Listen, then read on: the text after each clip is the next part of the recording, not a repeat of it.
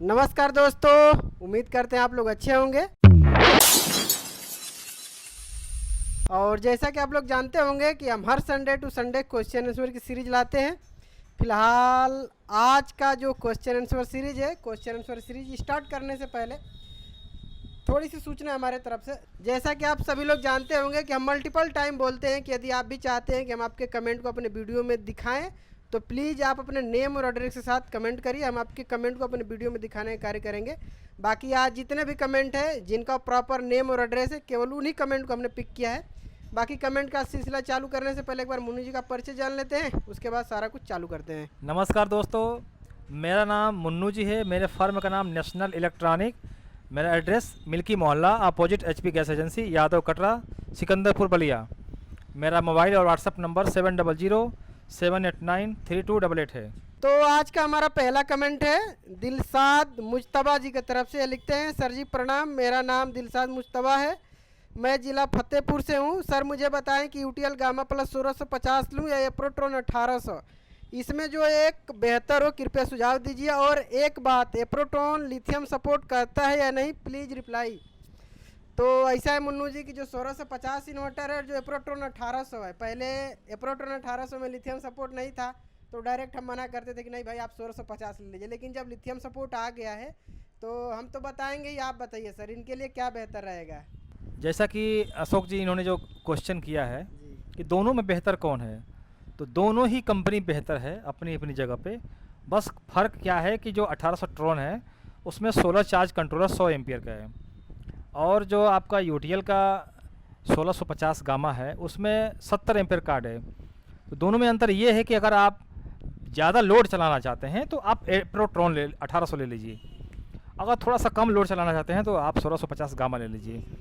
बस और करना क्या है कि आप सबसे पहले आप अपने एरिया में दोनों कंपनियों के बारे में सर्च कर लीजिए कि हमारे इलाके में किस कंपनी का सर्विस है। जिस कंपनी का सर्विस हो वही प्रोडक्ट लीजिए।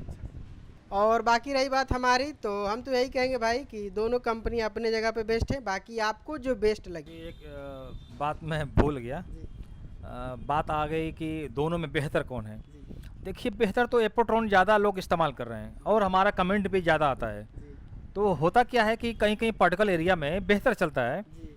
और कहीं कहीं गड़बड़ भी हो जाता है। हाँ, चूँकि आप नेट पे सर्च करेंगे, अमेजन पे भी सर्च करेंगे, चूँकि अमेजन पे काफ़ी मात्रा में इन्वर्टर बिकता है, वहाँ पे काफ़ी सारा कंप्लेन है एप्रो को लेके मुन्नू जी। जी, तो हम भी यही चाहते हैं कि हम अपने दर्शकों को साफ साफ बता दें कि एप्रोट्रॉन मतलब कि 100% सही नहीं है, कहीं कहीं बहुत ज़्यादा दिक्कत दे रहा है। तो बेहतर ये है कि अगर आपके इलाके में सर्विस है, बढ़िया है, तो आप लीजिए। इसमें कोई मतलब कि वो नहीं है। हम किसी की तारीफ़ या बुराई में नहीं लगे हैं। हम चाह रहे हैं कि आपका प्रोडक्ट आपके घर बेहतर चले, आपके इलाके में आपको सर्विस मिल सके, यही हमारा सुझाव है। बाकी हमारा नेक्स्ट कमेंट है दिनेश कुमार जी की तरफ से। ये हैं उन्नाव से। लिखते हैं, सर आपको और आपकी टीम को नमस्कार, मैं आदित्य कुमार उन्नाव उत्तर प्रदेश से। सर एप्रोट्रॉन प्राइम प्लस 3200 सोलर इन्वर्टर पर वारी 700 वाट 48 वोल्ट सोलर पैनल कितने वाट लगा सकते हैं? तो आप 700 वाट के 4 सोलर पैनल लगा सकते हैं। यदि आप 700 वाट के 6 पैनल लगाने जाएंगे तो आपका इन्वर्टर हो जाएगा फॉल्ट, क्योंकि जो एप्रोट्रॉन 3200 है इसका इनपुट एम्पियर 40 प्लस माइनस 1 यानी 40 से 41 एम्पियर है, 39 एम्पियर तक लगा सकते हैं। जो आपका वारी कंपनी का 700 वाट का सोलर पैनल है, इसका एम्पियर है नियर अबाउट 17, तो 17 तिया 51 हो जाएगा। 3 का सीरीज बनाएंगे तो 17 तिया 51 हो जाएगा, तो आप नहीं लगा पाएंगे। आप 700 वाट का 2 सीरीज करके और 700 वाट का 2 सीरीज करके यानी 4 कुल मिला के सोलर पैनल लगा सकते हैं। क्या मुन्नू जी? ऐसे भी आप समझा दीजिए अपने दर्शकों को कि हमारे दर्शक काफ़ी समझदार हैं जी कि जब कोई 3 किलोवाट इन्वर्टर आप लेते हैं उस पर साफ साफ मेंशन होता है 3200 से 3600 वाट तक। जी अगर आप 700 वाट के 6 पैनल जोड़ते हैं तो 4200 वाट हो जा रहा है, जो कि एबोव ऊपर अधिक हो जा रहा है। वो इन्वर्टर को नुकसान कर सकता है, उसका चार्ज कंट्रोलर को डैमेज कर सकता है। तो आप 700 वाट के ज़्यादा से ज़्यादा 4 लगा सकते हैं। उससे बेहतर है कि आप 590 वाट के 6 लगा लें, ताकि आपको पूरा का पूरा भरपूर उपयोग कर पाएँ। आपको 590 वाट का 3540 वाट हो रहा है, जबकि एप्रो में 3600 वाट तक ऑप्शन है। तो आप, हमारे दर्शक काफ़ी समझदार हैं, इतना हम बता दिया है कि 700 वाट के 4, 590 वाट के 6 लगा सकते हैं। बाकी दोस्तों एक भाई का कमेंट था कि सर हम 590 वाट का 6 पीस लगाएं कि 700 वाट का 4 लगाएं, तो मुन्नू जी ने उसका जवाब दे दिया है। बाकी एक डिटेल वीडियो हम शूट करेंगे, अभी टाइम नहीं मिल पा रहा है क्योंकि बहुत लोग फील्ड में चले जा रहे हैं, हम आ रहे हैं अकेले, हम 2 लोग वीडियो शूट करते हैं तो टाइम नहीं मिल पा रहा है, नहीं तो वीडियो शूट करके देते। बाकी हमारा नेक्स्ट कमेंट है सरताज जी की तरफ से, लखनऊ से। ये लिखते हैं, हेलो सर, मेरा नाम सरताज है, मैं लखनऊ से हूँ। मेरे यहाँ 3 किलोवाट अनिरुद्ध सोलर सिस्टम लगा हुआ है लेकिन लाइट ज़्यादा जाती है, तो कुछ ऐसा उपाय बताएं कि दिन में लाइट ना रहे तो सोलर पैनल से डायरेक्ट किसी सिस्टम के द्वारा लाइट का उपयोग कर सकें। तो ऐसा है साहब कि आपके यहाँ लगा है 3 किलोवाट का सिस्टम, यानी ऑन ग्रिड लगा होगा, तो वही तो लाइट जाने पे प्रॉब्लम हो रही है मुन्नू जी। तो आप अपने वेंडर से बात करके आप अपने सिस्टम को हाइब्रिड में अपग्रेड करा लीजिए। हम कारगर सिस्टम बता सकते हैं लेकिन हो सके विभाग वाले ऑब्जेक्शन करके आप पे फाइन ठोक देंगे, तो बेहतर वही होगा कि आपने जहाँ से सिस्टम लगाया बाकायदा उनसे बात करिए, उनको बोलिए कि साहब हमारा सिस्टम हाइब्रिड में अपग्रेड करा दीजिए। क्या मुन्नू जी? देखिए, जितने भी ऑन ग्रिड की शिकायतें आ रही हैं, यह लोग जो है पहले कुछ सोचे नहीं, जी इसके बारे में पूरा समझे नहीं कि हाँ ऑन ग्रिड कैसे काम करता है। ऑन ग्रिड का मतलब कि बैटरी उसमें है ही नहीं, विदाउट बैटरी है। जब भी लाइट जाएगी तो पूरा सिस्टम बंद हो जाएगा, ऑफ हो जाएगा। तो यह सब पहले जानकारी आपको लेनी चाहिए थी कि हमारा सिस्टम जो है वो किस तरह से काम करेगा। अब लेने के बाद आपको अगर आपको दिक्कत हो रहा है तो आप अपने वेंडर से बात कीजिए, और बैटरी सिस्टम जो होता है हाइब्रिड, उसके लिए उनसे कहिए कि हमारा ये सिस्टम अपग्रेड कीजिए, ताकि जो हमारी दिक्कतें परेशानियाँ वो दूर हो सकें। बाकी मुन्नू जी एक कमेंट हमें एक ऐसा दिखा, ये लिखते हैं सर 200 वाट का लोड 24 घंटे चलाने के लिए कितने किलोवाट का सिस्टम लगाना चाहिए, अच्छे से गाइड कीजिए। हमारा नाम सना लुन्ना अंसारी, बिहार से हूँ। ऐसा है साहब कि आपके डिमांड पे हम एक स्पेशल वीडियो शूट कर देंगे कि पर्टिकुलर 200 वाट के लोड चलाने के लिए 24 घंटा, पूरा 24 घंटा कितने किलोवाट का सिस्टम चाहिए आप। हमने प्लान किया है कि हम आए दिन अपने चैनल पे शूट करेंगे 100 वाट को 24 घंटे चलाने के लिए कितने किलोवाट का सिस्टम चाहिए, 200 वाट लोड चलाने के लिए कितने किलोवाट का सिस्टम चाहिए। वैसे 300 और 400 और 500 तक के हमने डिसाइड किया है। उन्होंने बाकायदा अपने डायरी में मेंशन भी किया है कि हम इस टाइप की वीडियो शूट करेंगे। थोड़ा सा टाइम दीजिए, बाकायदा हम वीडियो शूट करके आप लोगों के साथ शेयर करेंगे।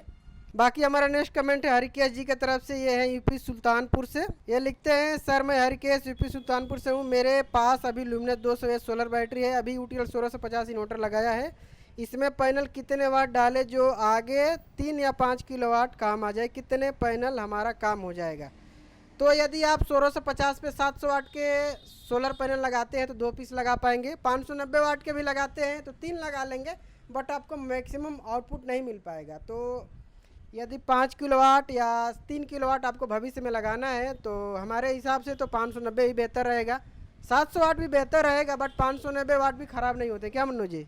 सबसे बेहतर इनका 590 वाट का 3 पैनल लगा लें, ताकि ये 5 किलोवाट में भी अगर आप 590 वाट का 9 पैनल लेते हैं तो 3 ही आपका लगा रहेगा, 6 और बाई करना पड़ेगा। लेकिन हमें जहाँ तक आइडिया है मुन्नू जी कि कंपनियाँ हो सके जो 590 या 600 वाट के सोलर पैनल इसको अपग्रेड करके और ऊपर ही लेके जाएंगे, तो 700 वाट भी ठीक रहेगा इनके लिए। ये तो अपग्रेड वाला जो जो जो सवाल है आपका बहुत अच्छा है। हर साल नया नया आइटम आ रहा है, हो सकता है कि 600 से अब शुरू हो जाए, हाँ। क्योंकि 590 का हम देख रहे हैं कि अब इसके ऊपर आना शुरू हो गया है, तो और 590 बंद हो जाएगा, 600 से 600 से एबोव चालू होगा अब। यूटीएल के तरफ से सर कुछ अपडेट है, आप मैसेज के द्वारा अपडेट करिए दोस्तों को। मैसेज यही है कि 590 वाट के जो पैनल हैं वो हो सकता है कि 1 से 2 महीने के अंदर मार्केट से गायब हो जाएं। 620-25 आने वाला है, 620-25 वाट। और इंस्टॉलेशन संबंधित जो मैसेज है, इंस्टॉलेशन से ये मैसेज है कि अगर आप 5 किलोवाट से सिस्टम लगाना चाहते हैं, 5 किलोवाट, 10 किलोवाट, 20 किलोवाट, तो इनको इंस्पेक्शन करना है इनकी इंजीनियर के द्वारा, ताकि पूरा इनका सिस्टम इंस्पेक्शन जब हो जाएगा तभी इनकी वारंटी लागू होगी। ये मैसेज हमारे पास जो आया है, मैं अपने सभी दर्शकों को बता देना चाहता हूं कि अगर 5 किलोवाट सिस्टम लगाने वाले हैं तो आप पहले से ही अलर्ट हो जाएं। बाकी हमारा नेक्स्ट कमेंट है अंबेडकर नगर से, अंबेडकर केवल लिखे हैं। ये लिखते हैं, जय हिंद श्रीमान, आप सभी को इस प्रकार से इन्वर्टर ऑपरेशन के लिए हार्दिक बधाई एवं शुभकामनाएं। यदि संभव हो तो सुकाम इन्वर्टर 3 किलोवाट के बारे में जानकारी देने की कोशिश करें, क्योंकि हमारे यहाँ इसकी सर्विस ठीक है, पर मुझे यूट्यूब की दुनिया में इसका कोई सटीक लोड टेस्ट वीडियो नहीं मिल रहा है जिसको देखकर हम इस पर भरोसा कर लूँ। SS Yadav, near NTPC, Tada, Ambedkar. तो मुन्नू जी आप बताइए, जो सुकाम का 3 किलोवाट का इन्वर्टर है, इसका पीछे का इतिहास बताइए सर, सुकाम को लेकर के।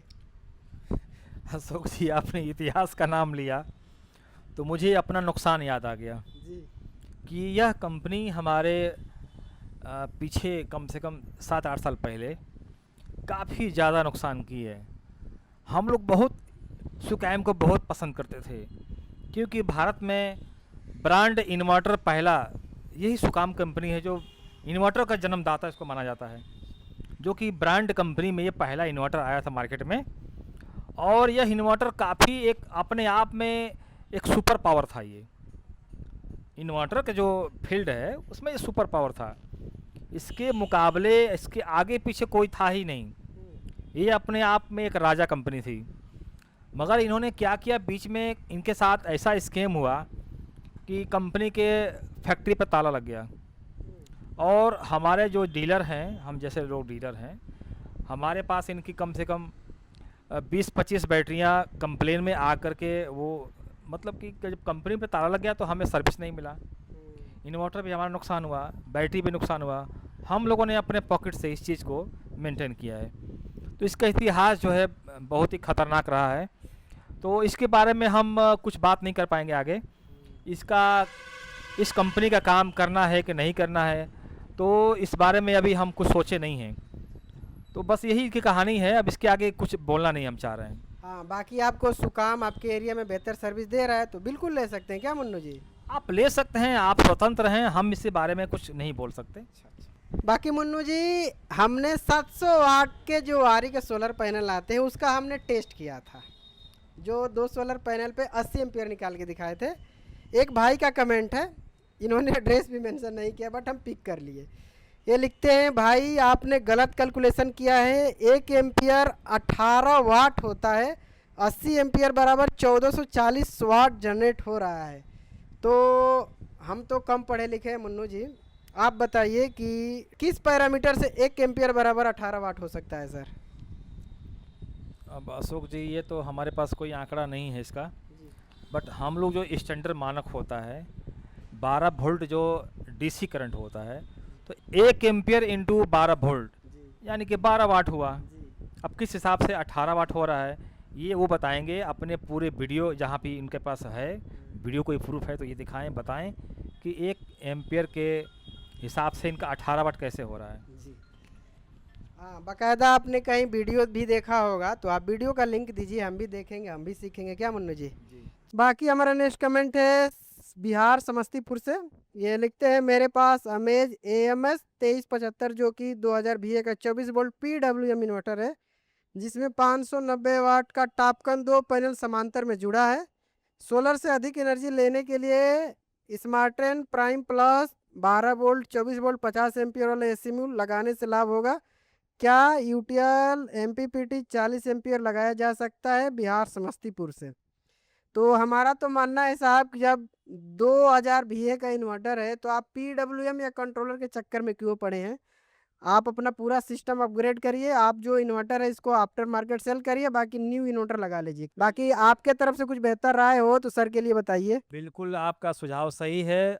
अभी जो लेटेस्ट में जो MPPT इन्वर्टर चल रहा है मार्केट में 3 किलोवाट का, ये लगाइए ताकि आपका पूरा एनर्जी का जो खर्चा है पूरी तरह से आप उसको यूज कर सकते हैं, सिर्फ सोलर से ही, बिना बिजली के, बिना कोई अतिरिक्त खर्च के।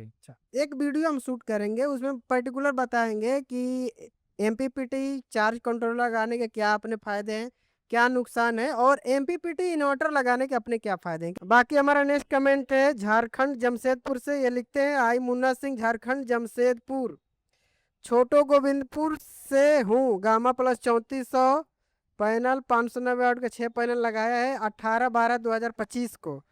यूटीएल का 150H का 2 बैटरी लगाया है, लेकिन अच्छी धूप निकलने के बावजूद भी बैटरी फुल चार्ज नहीं होता है। कंप्लेन किया हूँ लेकिन कोई फ़ायदा नहीं हुआ है। मुझे यूटीएल गामा प्लस 3400 14/5/2026 को सुबह से इन्वर्टर ऑन नहीं हो रहा है, इन्वर्टर कुछ भी काम नहीं कर रहा है। मैं क्या करूं, 2 दिन से कंप्लेन किया हूं, कोई सुनवाई नहीं हो रहा है। मैं आपका वीडियो हमेशा देखता रहता हूं, यूटीएल गामा प्लस 3400 मॉडल कोई ना खरीदे, ये अपील सबसे कर रहे हैं मुन्नू जी। तो मुन्नू जी आप बताइए, 590 वाट के 6 पैनल लगे हैं, यूटीएल गामा प्लस 3400 लगा, 150 एम्पीयर की 2 बैटरी है। जहाँ तक हम देख पा रहे हैं कि 150 एम्पीयर की 2 बैटरी को 3 पैनल फुल चार्ज कर लेंगे, बता रहे हैं कि हमारी बैटरी फुल चार्ज नहीं हो रही है। क्या इशू हो सकता है सर? हो सके जिन्होंने सिस्टम इंस्टॉल किया होगा चार्जिंग एम्पियर ही नहीं बढ़ाए होंगे। ये भी हो सकता है जो कंपनी की तरफ से डिफ़ॉल्ट सेट होता है उसी पे सेट करके चले गए होंगे। तो हमें लगता है कि आपने जहाँ से बाकायदा सिस्टम लगाया है आप उनसे कॉन्टेक्ट करिए और इसको सॉर्ट आउट करने की कोशिश करिए।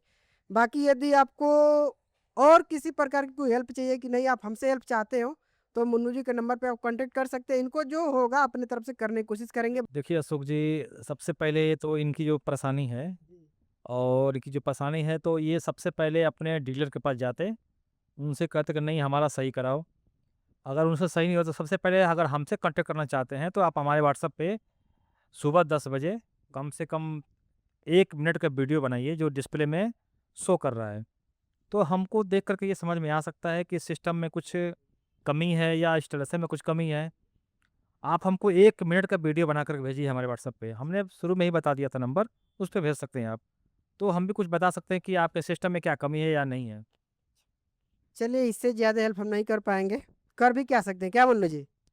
जो दुकानदार से आप लिए हैं सबसे पहले उसके ऊपर आप दबाव बनाइए कि क्यों हमारा ऐसा काम हो रहा है। जी, हम यही अपने वीडियो में बार-बार कहते हैं कि जहाँ से भी आप अपना सिस्टम लगा रहे हैं, पैसों को थोड़ा साइड में रखिए, काम देखिए और उनका अनुभव देखिए कि कितने साल का उनका एक्सपीरियंस है, क्या उनका मार्केट में रिस्पॉन्स है कि नहीं, वो सामान बेचते हैं तो कैसा व्यवहार करते हैं कस्टमर के साथ, प्रॉपर वो देखना चाहिए। बाकी हमारा नेक्स्ट कमेंट है आजमगढ़ से, ये लिखते हैं, सर मेरा नाम आशिक है, मैं आजमगढ़ से हूँ।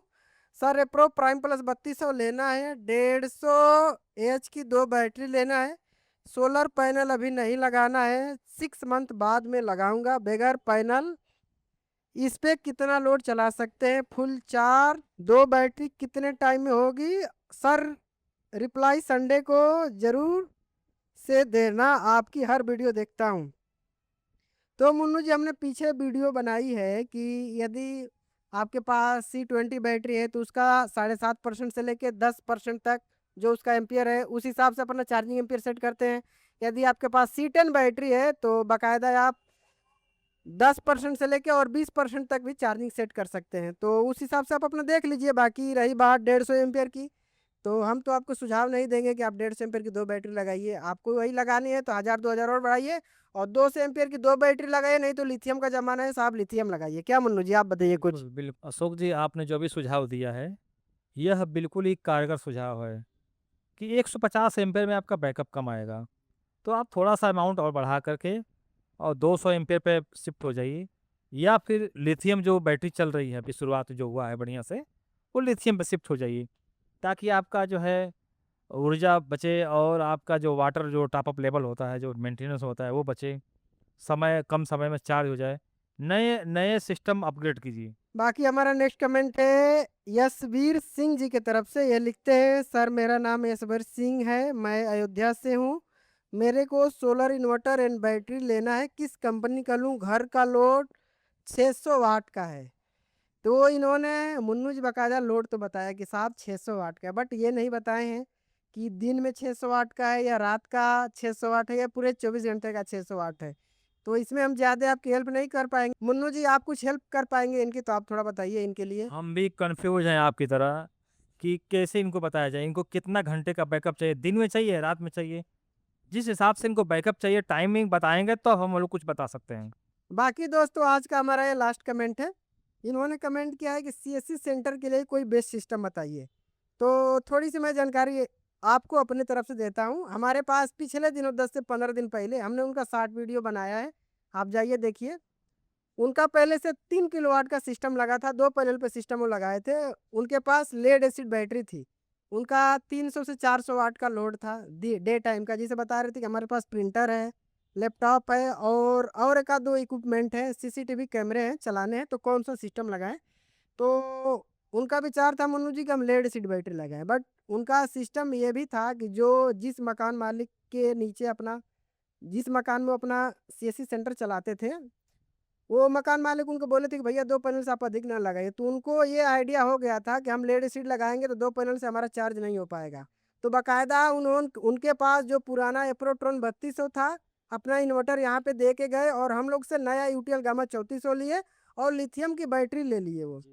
तो उनके लिए वो बेस्ट था। तो जैसे आप बता रहे हैं कि हमको सीएससी सेंटर के लिए लेना है, तो हम भी यही कहेंगे कि आप भले ही दिन में लोड चलाना है, बट आप 1 किलोवाट जो इन्वर्टर आते हैं, 1 से 1.5 किलोवाट के इन्वर्टर आते हैं, आप उनके तरफ शिफ्ट ना करिए, क्योंकि जो लेज़र प्रिंटर होते हैं वो काफ़ी हैवी लोड लेते हैं, करीब 700, 800 वाट या 1000 वाट का भी लोड ले देते हैं। तो उस कंडीशन में आपके लिए 3 केवीए का बेस्ट सोलर इन्वर्टर ही कारगर होगा। यदि आप सोचेंगे कि नहीं हम सिंगल बैटरी में ले लें, तो लेने के लिए ले लेंगे। जो इंक टैंक वाले प्रिंटर होते हैं उसको आप चला लेंगे, जो लेजर वाले होते हैं उनको नहीं चला पाएंगे, जो लेमिनेशन मशीन होती है उसको भी नहीं चला पाएंगे सिंगल बैटरी पे। तो आपके लिए बेस्ट रहेगा वही कि आप लिथियम बैटरी के साथ 3 किलोवाट का सोलर सिस्टम लीजिए और कम से कम 2 पैनल लगा लीजिए, ताकि आपका पूरा दिन का लोड चलता रहे। बाकी मुन्नू जी, आपके तरफ से कुछ स्पेशल सुझाव सर के लिए? देखिए, जो नया अपग्रेड चाहते हैं ज़माने के हिसाब से, जनरेशन के हिसाब से, वो अभी ये सब लिथियम बैटरी पे शिफ्ट हो रहे हैं धीरे-धीरे। और जो ये चाह रहा है कि नहीं, हम नहीं, डर लग रहा है, क्या होगा? तो वो अब वही उनको जो है लेड एसिड पे ही वो चल रहे हैं अभी। अभी वो बस ये देख रहे हैं कि क्या होने वाला है आगे चल कर के। हमारे जो पड़ोस में लिथियम बैटरी आई है वो कैसा चलेगा, वो भी यह देख रहे हैं। तो उस हिसाब से, ज़माने के हिसाब से जितने लोग अपने-अपने हिसाब से काम कर रहे हैं, किसी को नया सामान पसंद होता है, किसी को पुराने से ही अपना संतोष करना पड़ता है। तो भई अपनी-अपनी मर्ज़ी है, लेकिन हमारा भी यही सुझाव है कि अब सभी लोग लिथियम बैटरी पे धीरे-धीरे शिफ्ट होते जा रहे हैं। इसमें कई ख़ासियतें हैं जो कि आपको पहले पिछली वीडियो में बताया भी गया है। तो भई अब जैसा आप चाहते हैं आप लोग कर सकते हैं, आप अपने मर्ज़ी के मालिक होते हैं। हम तो यही कहेंगे कि भाई आपको जो अच्छा लगे वही कीजिए। और बाकी मुन्नू जी, लिथियम को लेके एक और मिथ है लोगों में कि भैया हम पानी वाली बैटरी लेंगे तो 4 साल बाद इसको बेच के पैसा ले लेंगे। लिथियम में पैसा नहीं मिलेगा। तो जो कम जानकार हैं, जिनको एम्पियर का, वाटेज का, कंजम्पशन का आइडिया नहीं है, वो सोचते हैं कि ना, ना बढ़िया बता रहे हैं, लेड एसिड बढ़िया रहेगा। जिनके पास, दुकानदार के पास लिथियम नहीं होता, वो लेड एसिड सजेस्ट करके अपना बेच भी देते हैं। तो आप बताइए कि यदि जो लेड एसिड बैटरी आती है उसका हम 5 साल का पानी का कंजम्पशन, मेंटेनेंस का कंजम्पशन और जो यूनिट कंजम्पशन है उसका सारा कुछ निकालें, और लिथियम बैटरी का जो जीरो मेंटेनेंस बोला जाता है, लगाइए और भूल दो, उसका मेंटेनेंस निकालें, तो हमें लगता है कि लिथियम वाली कहीं ना कहीं जो लास्ट में आप रीसेल करेंगे 5,000 की, 4,000 की, 5,500 की, उससे अधिक बचा के दे सकती है कि नहीं सर? बिल्कुल। अशोक जी, बहुत अच्छा आपका सवाल है। लिथियम बैटरी और लेड एसिड बैटरी का जो कंपेयर है, यानी जो रीसेल वैल्यू लोग, हमारे पास भी काफ़ी लोग आते हैं रीसेल वैल्यू के लिए। तो देखिए, रीसेल वैल्यू में अगर आप देखेंगे तो लोगों के मन में ये है कि इसका रीसेल वैल्यू है लेड एसिड का। हम जब भी कबाड़ में लाते हैं, एम्पेयर के हिसाब से उसका पैसा मिल जाता है। 150 एम्पेयर का लगभग 4,000 मिल जाता है। 200 एम्पेयर का लगभग 5,000 मिल जाता है। 250 का अभी आज की तारीख 5500 से 6,000 मिल जाता है। तो ये लोगों के दिमाग में बस वो सामने नज़र आता है। वो दूर का नहीं देखते हैं, फ्यूचर नहीं देखते हैं कि भाई अगर हम लेड एसिड बैटरी को बेच रहे हैं तो हमको इतना ही पैसा मिल रहा है। बस वो लीड एसिड बैटरी अपने जो लाइफ टाइम है 3 से 5 साल, उसमें कम से कम 2000 का तो पानी खा जाता है अपनी लाइफ में। और महीने में कम से कम 60 यूनिट से 75 यूनिट बिजली कंजप्शन करता है। तो आज की तारीख में 6 से 7 रुपए हमारे एरिया में जो पर यूनिट है, तो आप मिला लीजिए कि अगर एक महीने में 75 यूनिट, तो 3 साल से 5 साल के बीच में कितना यूनिट हुआ? अब उसका कैलकुलेशन हमारे दर्शक ही करेंगे, हमारा काम है बताना। इस पे हम सोच रहे हैं कि डिटेल वीडियो बनाएं। आप लोग कैलकुलेशन कर सकते हैं। यदि आप 50 यूनिट महीने का पकड़ते हैं, यदि आप 12 से उसको मल्टीप्लाई करेंगे तो 12 पचे 60, 600 यूनिट बनते हैं। और 600 यूनिट को आप क्या कहते हैं कि केवल आप गुणा करिए 6 से, तो बनते हैं 3600 रुपये मुन्नू जी। तो हम 3600 नहीं पकड़ते हैं साहब, हम 3000 पकड़ लेते हैं। 3000 छोड़िए, हम 2000 पकड़ लेते हैं। तो 4 साल 5 साल बैटरी चली तो 10,000 तो हमारा नुकसान हो गया बिजली बिल में साहब। तो ये हमारे दर्शक और हम अपने व्यूअर से भी यही कहना चाहते हैं कि आप दूरदर्शी देखिए, दूर की दृष्टि से देखिए, भविष्य तक देखिए कि इसका क्या हमको फ़ायदा होने वाला है। सामने कभी भी नहीं देखना चाहिए, तुरंत जो हमको मिल रहा है। ठीक है दोस्तों, तो इसी के साथ इस वीडियो को हम समाप्त करेंगे। और आपको किसी प्रकार कोई डाउट हो तो आप लोग वीडियो का कमेंट बॉक्स में कमेंट करिए, हम हर कमेंट का रिप्लाई करते हैं।